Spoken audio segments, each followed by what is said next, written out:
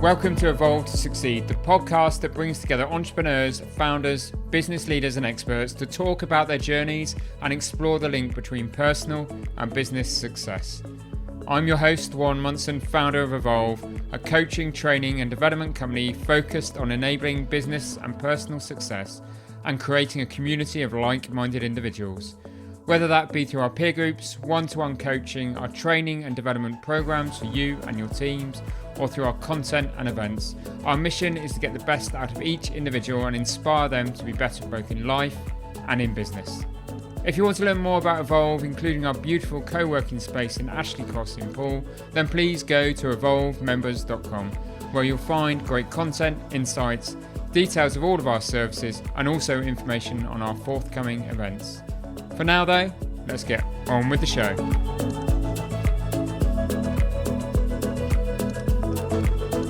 Welcome to this week's episode, the first of two instalments where we count down the Evolve to Succeed top 10 podcasts of 2021. Though not as tumultuous as 2020, 2021 was another year of great challenge, adjustment and change, as well as hope and optimism as we continue to slowly emerge from the pandemic that shook all of our lives. Through it all, we've endeavoured with the podcast to bring you guests with compelling stories and interesting journeys. The aim with this podcast has always been to inform, inspire and entertain, as well as challenge you with new viewpoints and opinions. It's been really great to have you along as our listeners this year. Thank you to all of those of you that have subscribed and reviewed the podcast. Myself and the Evolve team look forward to bringing you more exciting guests and episodes in 2022. For now though, let's begin with the guests that have made the top 10 to 6. I hope you enjoy.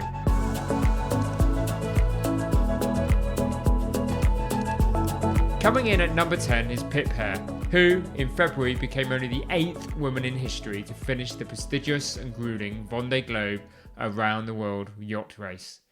She was also the first British skipper to finish this year's edition of the race, covering the 24,365 miles in 95 days, 11 hours and 37 minutes. This was actually Pip's second appearance on the podcast. In the months prior to her departure for the Vendée Globe, she came into the studio and onto the show to talk about her preparations and also spoke at an event in pre-pandemic times for us. Even then, I was impressed by her quiet determination, fearlessness and unwavering confidence. Therefore, during the course of the Vendée Globe, I watched her progress with great interest, and once she was back on land, I was keen to get her back on the show to hear about her experience. Here are some of the key moments from that episode. I've heard you speak about the pandemic and the effect not it necessarily had on your build up to the program, but the sort of the race village beforehand, not being able to have friends and family around. Was that having a profound effect on you at the time? Yeah, I think it was quite difficult to put aside the disappointment around that. It was a really special moment for me, and I kind of was expecting that it would also be a special moment for many other people, my friends and family, but also all the people who'd supported me on the journey. It was kind of supposed to be a celebration for everyone, and it wasn't. The race village was closed. We just didn't get that side of things, and although I always felt really, really honoured and grateful that we got to race. It was really hard to just put aside that disappointment of what should have been. I wondered whether I would notice time, whether it would start to feel like a long time, whether time would start to be a problem for me. But I made a point of not counting time or not recording time, because it's, I think for me, a more a better way of marking the passage of the race was actually through geography and weather systems. Because kind of time is almost immaterial, because the time it takes you to cross an ocean depends on the weather. And so if you're looking for these kind of stepping stones, these milestones, then you're much better doing them with geography than with time. And actually, I didn't notice it. I mean, most of the time I had no idea how long I'd been out there for. Did your expectations of yourself change as the race went on? I don't know that my expectations of myself changed, because, I had always gone into it wanting to do the best I possibly could, wanting to know that by the end of the race, I could hold my head up and say, I did everything within my capabilities to, to put in the best performance that I could. But what did change was my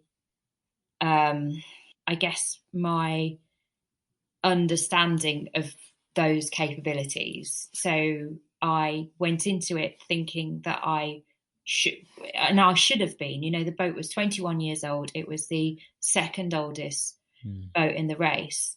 And when I went into it, I sort of thought I would be happy to be in the bottom 5, really. There was one other boat, Alexia was in a boat very similar to mine. And I kind of thought, right, I'd like to be Alexia. And then I looked at the next ones up that were 2007 boats and thought, if I could be somewhere close to these boats, then that would be great. But by the middle of the Southern Ocean, I had 5 foiling boats behind me. Yeah. And so wow. my competitiveness, or what I expected from myself, changed so I was always putting in the same amount of effort, but where I expected to be with results changed, I think. Yeah. What did you learn about yourself in terms of your ability to self-talk and motivate yourself? Did you take yourself to a level that you didn't expect before, even compared to the other challenges that you've undertaken? I think I did. I think I'm a lot stronger than I thought I was, and a lot more pragmatic. I think, I've never been a person that gives up. I would not even say it's not a question of giving up easily. It's a question of giving up ever. I just don't give up. But I think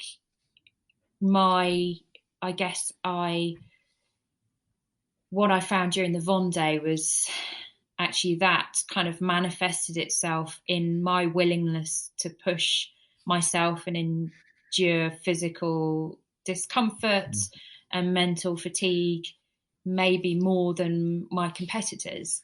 And kind of the more I saw that where that got me, the more willing I was to invest in that.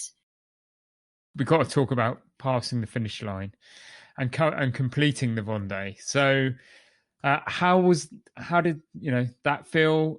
I think I've heard you talk about it. It was quite a concerning period up until the kind of finish line. There was lots of boats around, lots of things going on. What was it like?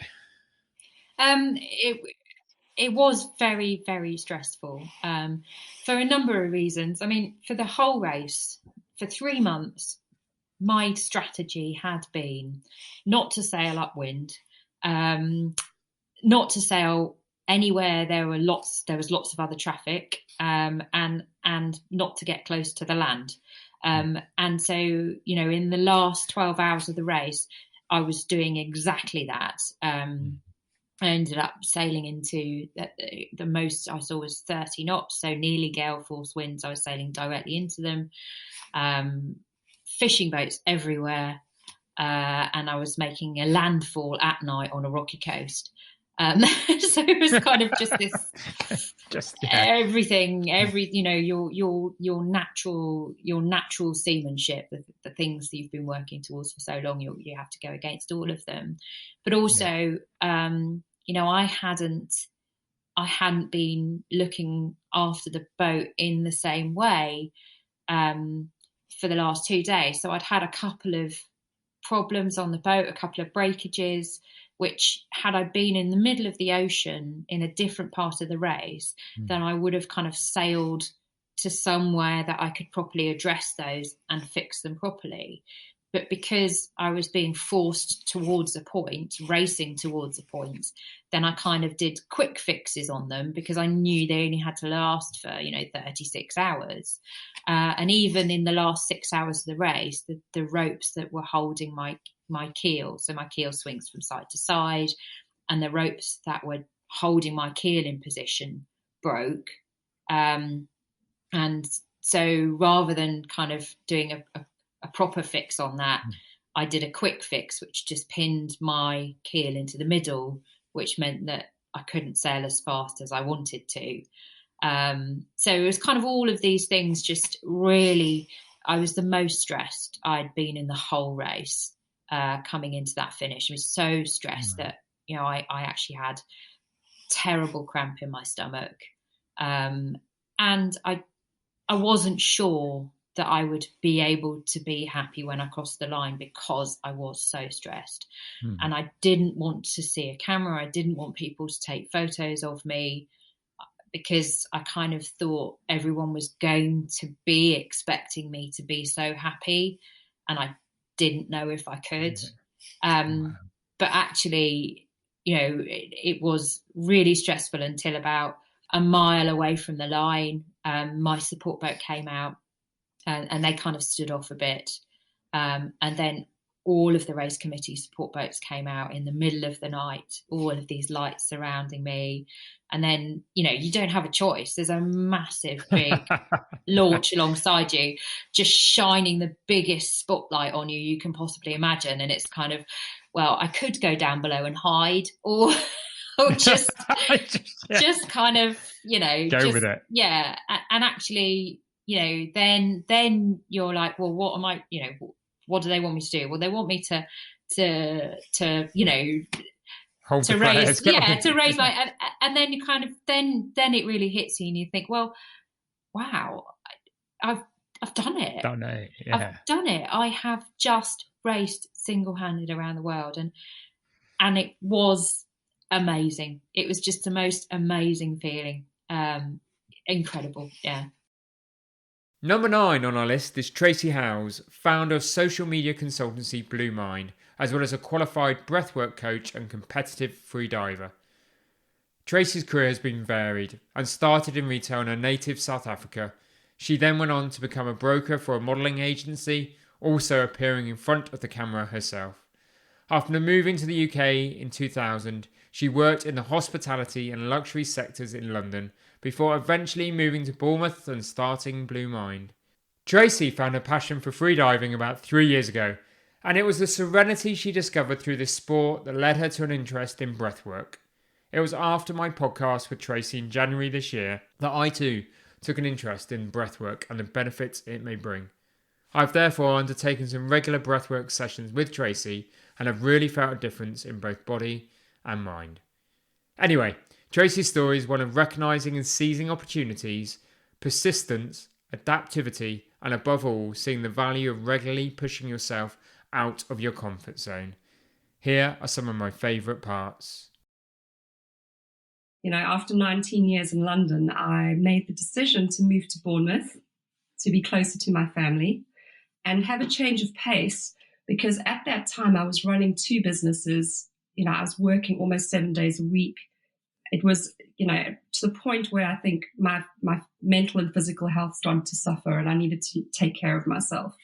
And a change was needed.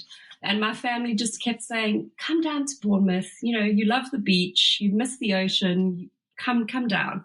So I just thought, actually, this is exactly what I need to do. And I moved down in 2018 and I just took stock. Physical, mental, emotional health is so important for any entrepreneur. I actually wanted to niche my business down. Instead of being full service marketing, events, PR, social, I want to focus on the one area that people always asked for support with. And that was social media. And I was in the process of working out how that would look, and then COVID hit us, which was a real shocker. However, losing 50% of your clients and your income, you get over that and you go, okay, what am I going to do now? And what has given me this year is the time to really think about how Blue Mind Social would look. And that is where we are right now. In my very early career, I didn't actually know what a mentor was. So it's only on reflection that you realize that these people came into your life and were there to support you. But there's a very strong argument for the fact that you don't just approach someone and say, can you mentor me? It's almost an organic process. For me, it was very much the fact that I was employed by these people and we just had a strong bond, and I would ask a lot of questions and they would answer all my questions and constantly supported that. And I think when I say organic, it comes from if you show a strong interest in something and other people recognize that in you, it's the good ones that will say, how can I help you be a better version of what you are, and constantly asking for support and help. So all of those, I don't remember ever once sitting down with someone saying, can you mentor me? That might be different now where you have organizations that assign you a mentor. But for me, it happened very organically. But I think it comes back to being curious and constantly asking questions. Do you think you were always destined to run your own business? Absolutely. No doubt. And what was that? Is that independence of mind? Is that a strength of character, a drive to do that? Why do you think that was? I've thought about this a lot over the years. I would say it feels instinctive to me. I enjoyed being employed and learning, but I was chomping at the bit to do my own thing.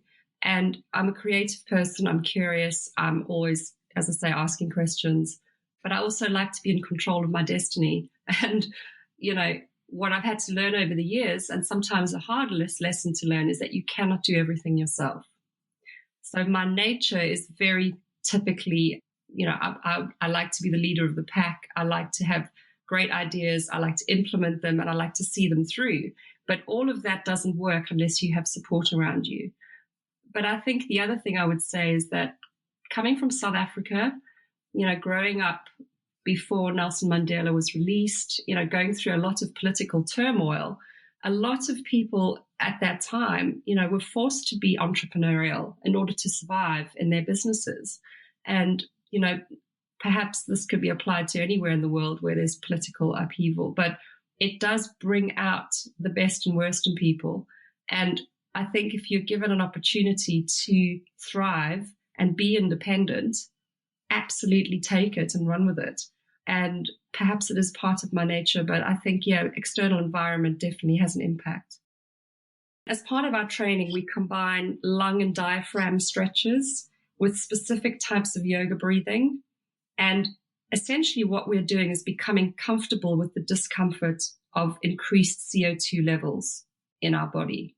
So it's very much a mental game as a physical, because the one thing with freediving, as soon as you hold your breath and you go underwater, your fight or flight response activates and your fears come rushing to the fore. So if you've had a bad day, you won't be able to hold your breath. I've seen it over and over again in the pool with divers getting in very agitated and they just cannot perform because their mind takes over. Is there generally health benefits for when you're on land, living everyday life, from undertaking some of these breathing exercises, Tracey? Absolutely. I can say very honestly that I really struggled with anxiety towards probably more so towards the end of my time in London. And when I moved to Bournemouth, I wanted to find ways to manage that anxiety, and freediving gave that to me. I did look at all sorts of other therapies and options, but as soon as I was in the water, all of these wonderful things activated. My heart rate came down. The yoga breathing gave me this power to increase my breath hold. And I practice daily because it enables me to maintain an equanimity And also when really stressful situations arise, you don't arise with them. You can take a much more rational approach. And with regular practice, you can retrain your brain, because it comes back to that point of increased neuroplasticity for what we pay the most attention to. So by training the breath, this is a gift you can give yourself, essentially. What does success mean to you? Wow, that's a big question. It is, isn't it? It is. I think for me, it's being connected to myself and how I connect to the outside world. Nature, for example, is powerful, and happiness is something we choose, we strive for. But if you are putting your mind and body into an environment where you can accelerate finding those things that give you joy and happiness, whether it is creating a business, learning a new skill. I go back to a quote from Wallace J. Nichols' book. He says, having a biocentric perspective sees humanity as part of nature and treating it as an equal partner. So if we treat nature with the respect it deserves, it gives back to us tenfold. And for me, tying in my personal success to the world around me, it's hugely important.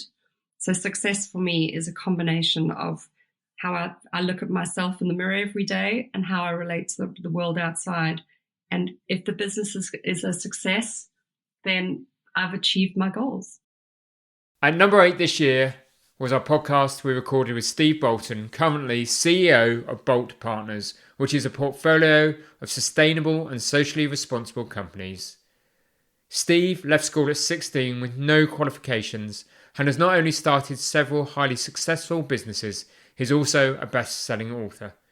Steve's infectious enthusiasm for life and work, as well as his strong beliefs in personal development and a growth mindset, made for great company on this episode. He also mentors for 1 hour per week for free, such as his desire to educate and lead others towards a more positive outlook for themselves and for them to gain results. All of these elements, the focus on personal development, the power of mentorship, and that resilience to achieve no matter what the circumstances and your level of education, are all topics I'm passionate about, and this was a conversation that I thoroughly enjoyed as a result. Is that advice you'd give to others start thinking about starting their business, to transcend from sort of, they're in a job now looking to start their business? Do you think there is a set way of perhaps running in this kind of, there's a lot of people and gurus, and I don't like the term, but this kind of side hustle thing, start the thing on the side, see what happens, then give up the income stream? Or do you just go balls out and in? What advice would you give? Do you know what? I think, Warren, with most questions, there isn't a right answer. No. It's individual to each individual person. So I really try and avoid, there's some things like, having mentors or, learning and progressing, those sorts of things. But, so I think it's very individualistic. It was very easy for me because I wasn't earning much money. So to actually start something as a bit of on the side and build that up, it's not like I was earning 150 grand a year, right? I was earning about £12,000 a year. So all I needed to do was have something else that would give me £1,000 a month, and that would, off you went. More than I needed. So I think it's very different. Some businesses require a lot of capital. They are high risk, but I'm a great believer that wherever possible, if you can de-risk it, always look for what's the worst case scenario. Can you live with that? If you can't, then how can you de-risk that worst case scenario? Because the harsh reality is only 1 in 20 people are an entrepreneur. 19 out of 20 people in the general population are employed in a job. Mm-hmm. And the reason for that is because they realize, most entrepreneurs work longer, earn less, have more stress. Right? It's not easy. We've both done it. We've been through the ups and the downs. We both work with businesses all the time, and we see the challenges. When you get it right and it works, it's fantastic. So for me, it was partly about the money, but partly about the freedom, the choice, being my own boss. I'd rather work 100 hours a week for myself than I would work, 50 hours for somebody else, because I'm the master of my own destiny. Business is a game played by the numbers. and you know better than anybody, if you don't understand your numbers and you don't have a team of people that can support you in that area, you are not going to succeed, right? I've never met a really successful business person that is not really strong or has a core member of their team that really understands the numbers of their business. So improving my financial competence and building a team around me that could do that was critical to success. One of my mentors, always a guy called Jay Abraham, always says strategy always trumps tactics. So actually what, strategy is harder to sort of define and implement, and it's slower to actually get results from. But the foundations, all external results that we achieve are the result of internal thinking, decision, thoughts, feelings, actions, right? So success starts, Stephen Covey calls it, starts from the inside out. So unless I spoke on stage once actually with Stelios with EasyJet, and it was at a business startup show. And I always remember I was on before, and then he went on after, and he listened to my talk, and he came on. He said, "Look, I feel like I'm a bit of a fraud because I'm talking to you as a startup show, and unlike Steve, I didn't start with nothing. I went to 30 banks because I had this idea for an airline called EasyJet. The banks turned me down. I went to my dad and he said yes." It's an easy start, isn't it? It's an easy start, easy right? Start, not easy jet. Yeah, exactly. So I think the reality is for most self-made entrepreneurs, that actually it's about the thoughts, the decisions, the actions, the learning. They have a massive bias for action, all of those sorts of things. So for me, it was kind of when I lost everything, one of my big aha moments was there's got to be people that have been there and done this, right? There's got to be other people. There's got to be giant I can learn from. So I bought books, I went on courses, but unlike what I call the shelf help brigade, people that buy loads of books but don't apply any of it or apply very little of it, the course junkies, I would just go on it and I would immediately apply as many things as I could and put them into action. So I think it was a mix of not just personal development, but professional development. So I'm all for personal professional development. I'm all for people investing in their education as long as they go into it with their eyes wide open. But that's why I think books are one of the best investments you can make, right? Somebody has spent 2, 3, 4, 5 years writing the bloody thing. Yeah. Then they've got, and we've both been there. We've both written books. They don't write themselves easily, do they? So you're taking all of that knowledge from your whole life, then spending 1 to 5 years to write the bloody thing and get it edited and get it published. And then the thing's being sold for 5, 10, 15 quid, right? So for me, it's just like, and then you can go on the internet and say, right, I want a book summary. So you can go on Blinkist, and you can get the essence of that book in 10, 20, 15, 20 minutes, or watch a YouTube video on it, because loads of people would have done YouTube videos. So I think you can actually learn a heck of a lot by not spending very much money, and taking action, and and learning from things. Having mentors, like I say, is for me, that's been the difference. That's made the difference in my life and in most people's lives, is the right mentors, the right non-exec directors, the right consultants, the right advisors, that framework of people around you that have a vested interest in your success, but they're not selling hopes to dreamers. They're actually dealing with you in the moment on your business or on your challenge. That's what I think is super powerful.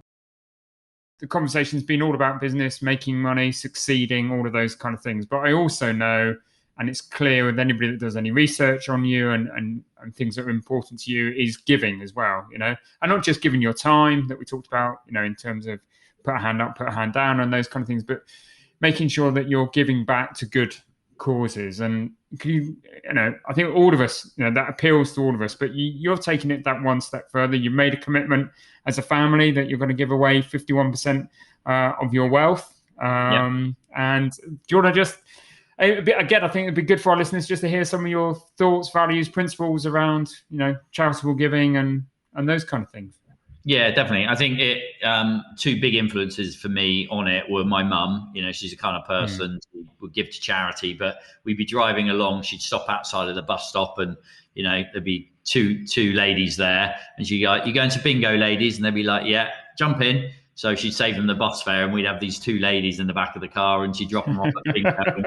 You know, so all through my childhood, my mum was just an eternal giver, and she still is now.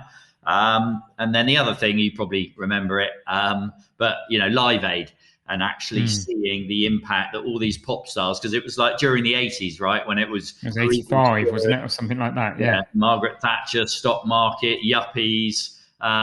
You know, the Wall Street movie, the first time that came out, that sort of thing. It was all about making loads of money at the expense of everybody else. And then it was this group of pop stars that actually wanted to make a difference in Africa and that sort of thing. So, and then more, you know, and then later you saw like Bono and Bill Gates and the Giving Pledge and all these billionaires, Warren Buffett, basically saying we're going to give more than 50% of our wealth away. So that's really where it came from. And I think my real passion for it was ignited more when I applied or tried to apply for the Giving Pledge. But they rejected me because I'm not even close to being a billionaire. So it's a club that I wasn't able to join. I didn't like that.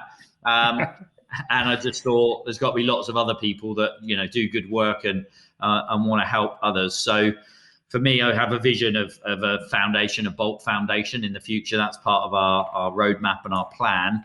Number 7 on our list is Tim Lewis, director at Lewis Investment. Tim founded Lewis Investment in 1987, and I've known him for a very long time. He's someone with a reputation for good business values and principles, as well as someone who honours his word and places a high value on loyalty and integrity. Tim actually started out wanting to be a fisherman and is still drawn to the water with his passion for kitesurfing. He's one of those individuals whose tenacity, determination and adaptability have seen and overcome numerous obstacles by turning those obstacles into opportunities. His 34 years of being the helm of a business have also endowed him with some valuable insights and wisdom around leadership and the nature of success and failure. And he shared this all with us during the course of this episode. But it's a very sad day because I was kicked out of university. That's not why it was sad. I mean, that's life. But I came back from Reading University, and it was the day my brother died. So my older brother was killed in a motorbike accident. And I think probably that day sort of shaped the rest of your life. Okay. So when you were then, sort of early 20s? I was 21, yeah. Wow. And he was 23. So it was a great shock. Yeah. So what was great about it, I guess, was it's not very business orientated, this bit, but I was there for the family after Nick passed away. Okay. And I think that was probably what helped keep the family together, was that I was there for the family. I was the second oldest. Okay. And Nick was the older one. The guy running the company wasn't very straight with me. Right. He said, if it works well after a year, we'll talk about you having shares just in the business that you sort of set up. And then after a year, we sat down and had lunch, and I said, well, we need to talk about these shares. And he said, oh, no, you're not going to get any shares. Okay. And so I went home. That was on the Friday, and on the Monday morning, I resigned. Wow. And so I started with 0 clients, working from my bedroom back in Bournemouth. Yeah. That was in London. And sort of started from scratch, really. Wow. So it was quite exciting. And do you think, I mean, there's two things there, and I don't, you know, the situation with your brother and Nick and everything, that clearly has shaped you and your attitude towards life, I assume. That has to be so fundamental, doesn't it? I think probably the main thing that comes out of that is that you want to live every day to the maximum, because you don't know when it's going to be your last. Yeah. So, and I think I've taken that probably to the extreme, but I've really enjoyed it, and in business as well. I think I've taken it, sort of shaped my business life as well as my personal life. It takes a different attitude towards business risk. Yeah, that's right. Unfortunately, and I'm similar to you. Maybe it sounds a bit old school, but you shake a hand, and a handshake is a handshake, or you look somebody in the eye and say you're going to do something, and you fulfill it and you do it. Absolutely. And I know that is your philosophy, but I get frustrated, but surely you must get really frustrated with kind of perhaps this modern world of being kind of not so transparent and people backing out of things and people not honouring their word. And how do you deal with that when that happens, Tim? I think maybe I've got a little bit more laid back, and sort of I sort of understand it a little bit more now. And yes, the world is different, but I still think that people inherently It's their DNA that creates them. And the people I want to deal with are people like me, if you like. Yeah. Maybe that old-fashioned way. But also, you shouldn't throw your toys out if people do change their mind or if they do want to be doing something different. That's life. And certainly don't let it worry you, because you've got to move on. How did the business become what it is today? So today... Well, 2 weeks after I started, of course, in 1987, the stock market crashed. Yeah. So that's perfect timing. Okay. September 1987. So, but again, you can either look at it negatively or positively. And my view was positive, because anyone that I was getting to invest in the stock markets was buying in at a cheap time. Yeah, there's upside to come. Yeah. So took it from there. We worked from home for a couple of years, actually, much to Mum and Dad's annoyance, I think. And then maybe a year after that, maybe after 2 or 3 years, Gresham Life was sold, and Dad was unemployed, if you like. And he said to me, or I think I said to him actually, why don't you come and work part-time for me? Because he was, nearly at retirement age anyway. Yeah. And he loved it. And so he and I formed a sort of partnership together. He was 58 or 59 or something like that, same age as me now. And I was 26, 27, something like that. Okay. And we got on really well. Yeah. We took some offices. I think the first offices we took were in Bournemouth on Christchurch Road. Yeah. Next door to a firm of solicitors called Philip Evans. Yeah. And above the offices that you came along as a trainee accountant. Yeah, Watts Tyson Limited as a trainee. Watts & Co. And then became Watts & Co. Yeah. And I was a trainee accountant. That's where we first met. That's right, yeah. Yeah. We were upstairs on the first floor. You were on the ground floor, yeah. Small world. So we were a very small company. Yeah. But we were just developing a very nice client bank that trusted us and we trusted them, and just built it up gradually. And Dad eventually retired maybe 5 years later. Okay. And my mum did the books. Okay. So one of the things I'm proudest about, where we are actually making waves, is in 2013 we set up a pension scheme that was suitable for people to do auto-enrolment through. And all the big companies were not providing suitable auto-enrolment schemes for smaller businesses. They'd say, if you've got 300 staff, we'll give you a scheme. That's Scottish Widows. Yeah. If you're smaller than that, you won't have it. And yet it was becoming law. Yeah. So we decided to set up our own, what's called a master trust. Okay. And we've now got about 150 employers within that master trust, the biggest with 2,500 staff. But we went through a very rigorous process of becoming authorised by the pension regulator. And there's only now, I think there's probably 22 or 23 master trusts, of which we are the smallest or second smallest. And all our competitors are Standard Lives and Avivas. Wow. And how do you stand out in that field? Or is the fact that your niche is that you're there for the smaller business? No, I think the niche, we've got two niches there. One is we take a very simple view on investments. The majority of our employees, if you like, the average age is 41. Yeah. And they should be in real assets, so in equities. Yeah. So we don't run a managed fund on that. We run a pure equity fund on that. Yeah.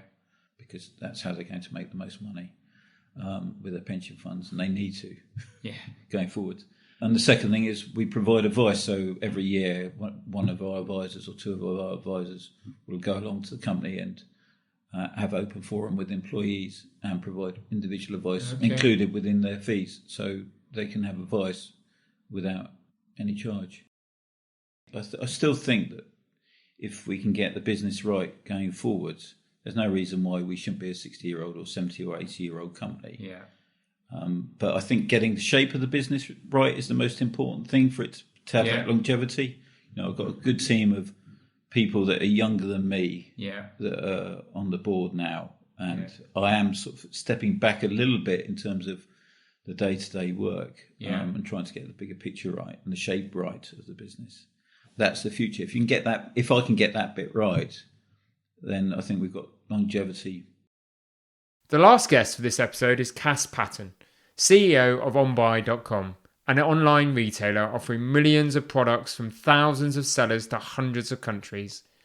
Cas founded OnBuy in 2016 and has gone on to enjoy incredible success, experiencing 600% year-on-year growth for the past 3 years, Cas also recently received a £5 million investment to scale up OnBuy into over 140 countries by 2023. Cas is a Jeff Bezos in the making, although I'm not sure he'll appreciate me saying that. And his is a rare story of one man turning a business idea into something hugely profitable in a very short period of time.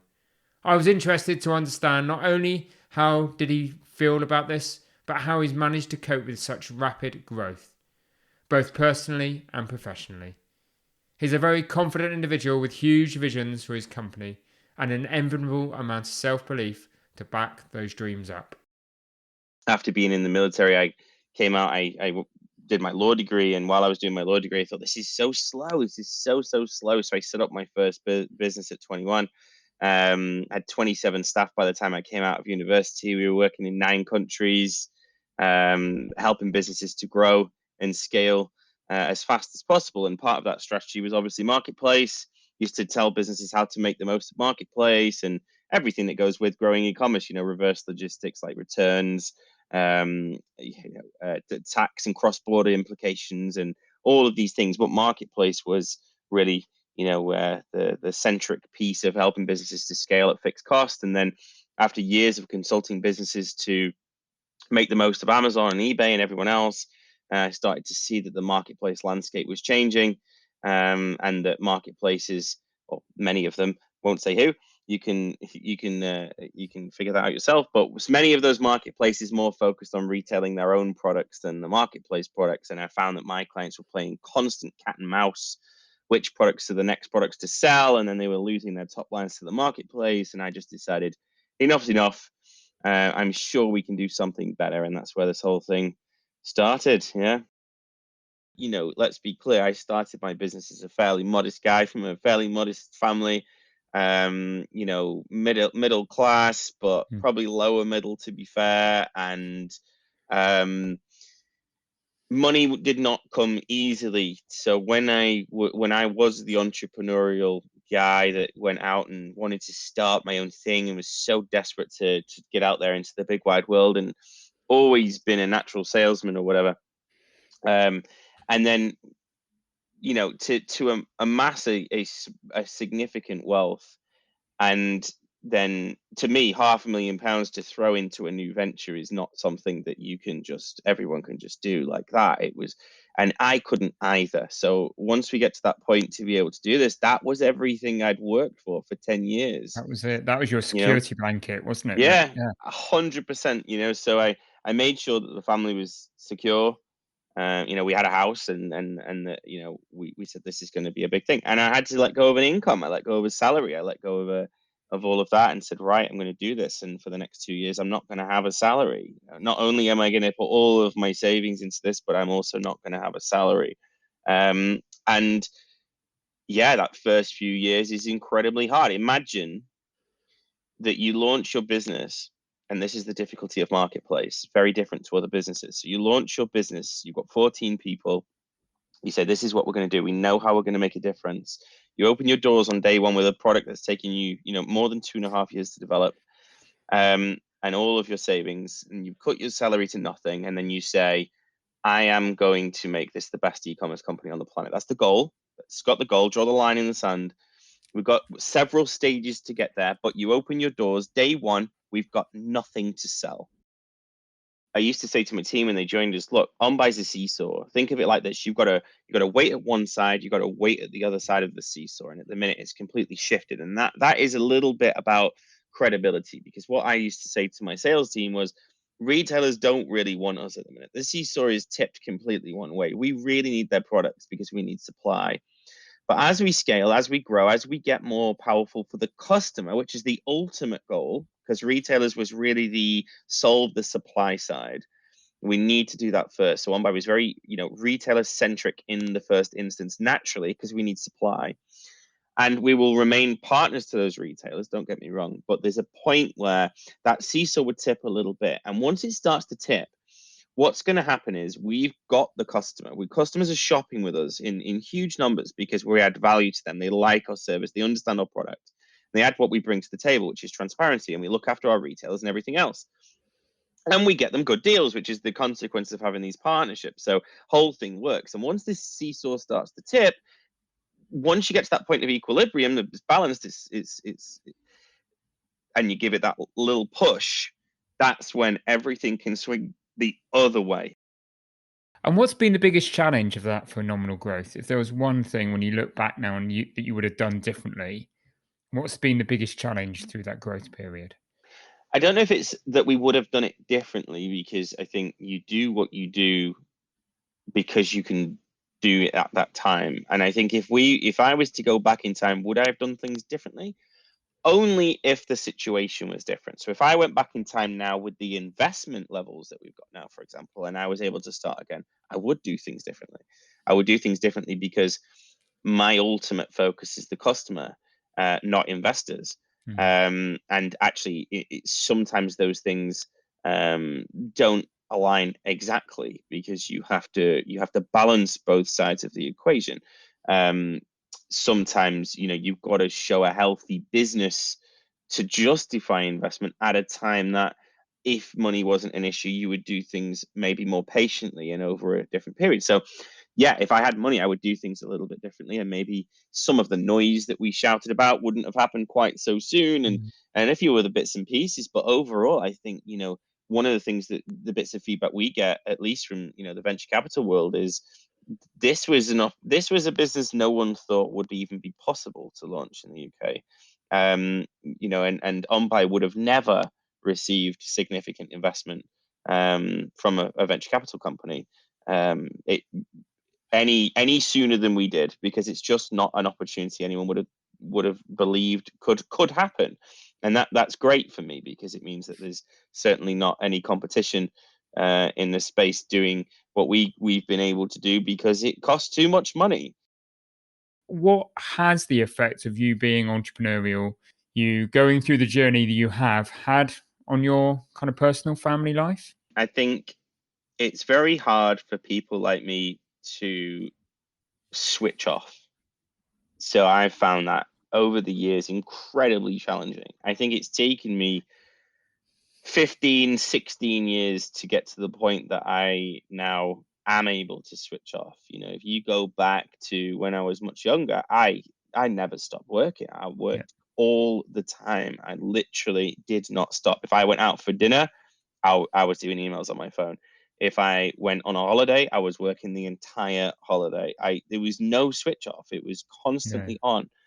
And I think what happens is you have children, you grow up a bit, you learn a lot, and you realize how you can be more efficient. And actually, do you know what? All of this work that I'm doing, I'm never switching off, but am I actually getting more done, or is it just poor prioritization? Because, and some of these tasks that I'm doing, can someone else do this? Because am I the best person to be doing this?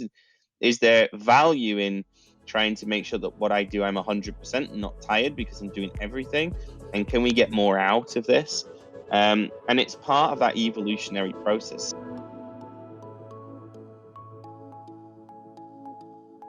So that's it for now. Please join me next week for our top 5 countdown.